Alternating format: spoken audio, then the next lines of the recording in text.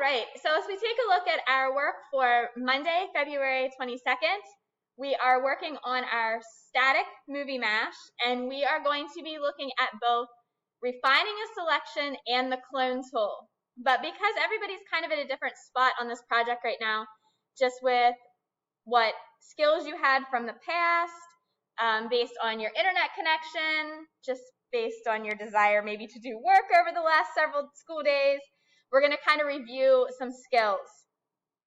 So one of the first things that I needed to do in Photopea was I needed to make a new project. So File, New, and I recommended that you start your project in inches, and I recommended 7 inches by 7 inches. So after we have our new, my goodness, not 72, 7. After we have our new projects, our next goal is to put our pictures in. So you needed to have a minimum of 4, 2 pictures from each movie. I really recommended that you pick out even like 7, so you have multiple images to play with. And I do recommend that you download the images. And I also went through in one of my introduction videos and I talked about how you could use a movie trailer and use the snipping tool so you could pull images. So I am just going to review that really quickly. So I'm going to say Mary Poppins. I should be able to find, so this is not an image that I'm going to use. This is the Mary Poppins Returns. But I'm just going to pull, so maybe I want this image right here. I want the snow globe. So I'm going to use my snipping tool on a PC. On the Macs in the classroom, you could use the Command-Shift-4, so you can pick where you want to screenshot. And if you're on your Chromebook, you have your screenshot tool. So I'm going to take my screenshot, and you can either save this or you can copy, edit, paste. All right, so you do need to have at least 4 images to start with. After that, we started talking about the lasso tool and about making selections and putting mask on. So if you do need a refresher on that, you'll want to go back in Google Classroom. If you look under week 4, you will find making selections and masking under 218. 219, we talked about feathering. So feathering is how I kind of get this faded edge. And in that particular lesson, I also talked about hard brushes versus soft brushes. And I am at this point going to turn that layer off. So in today's lesson, we're going to be talking about cloning and about refining a selection. So we're going to start with refining a selection. So I'm going to be working with the alligator. So right now, I have the alligator just roughly chopped out. And this was just to try to get an overall idea if I thought my pictures were going to work. So now I'm ready to refine that selection. So before we were using the polygon lasso tool, and we are going to use that again, but this time I'm zoomed in much closer, and I am really concentrating on the selection that I am making. Now, I could still be a little more cautious with the selection I'm making, but I don't want to use too much of your time up with instruction because I want you to have work time.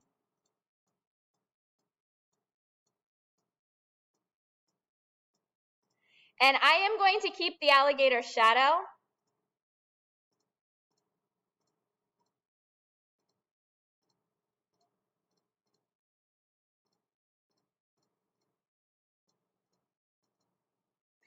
And I do want this to be on the layer mask.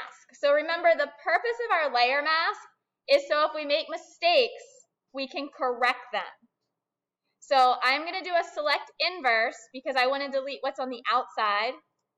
So I'm going to be using that brush tool, and I'm painting black.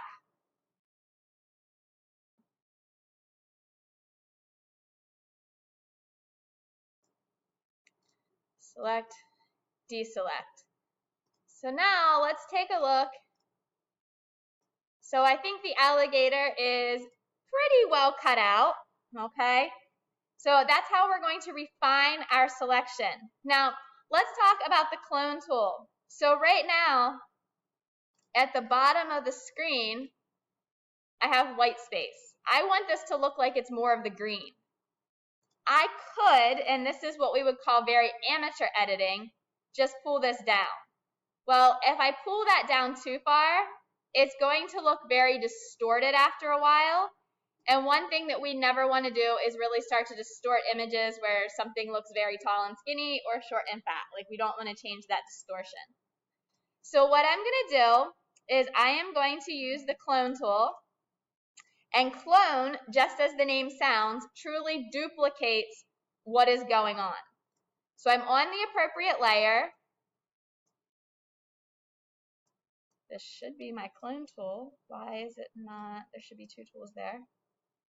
Okay, well, we're going to go with single. So on your keyboard, on the PCs, it's the Alt key. On the Macs, it's your Command key. When you hold Alt down, and I know this is hard to see on the screen, but it changes, whoops, to a plus sign. And when I click my mouse, it just took a picture. And now I can come down, and it's duplicating what it sees. So I'm getting more grass. Now, it is duplicating what it sees, and it is duplicating where this little plus sign is that it's following. So we do have to pay attention. So if I take a picture right here, and I start coloring, every time it's going over Happy's leg, it's making the leg. Okay, and in this particular assignment, we don't want multiple Happy legs. So I'm going to pick up my green color again, and I'm going to start cloning. So I'm watching, there's a little plus sign that I can see moving. So when I'm cloning, I often take my picture multiple times.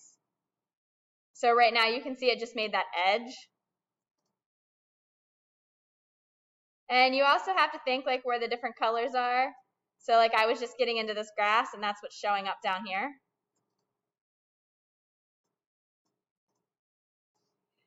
We can change our brush size, so I can possibly, clone faster, but we have to, not be too silly.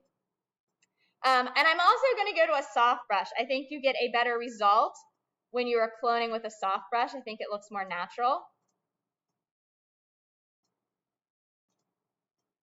So I'm going to ask in today's application that you work on refining selections and possibly using the clone tool to start to clone in maybe some backgrounds or something to start to make something look natural.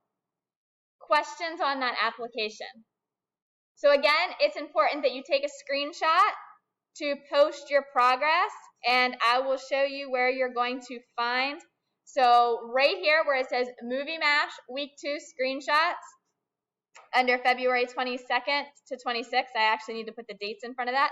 That is where you are going to be putting your screenshots for this week. So you should be putting there one each day, whether you're in class or working an edge from home. Sound good? Questions? All right, excellent. Those of you that are working remotely, email me if you have questions, please. Thank you.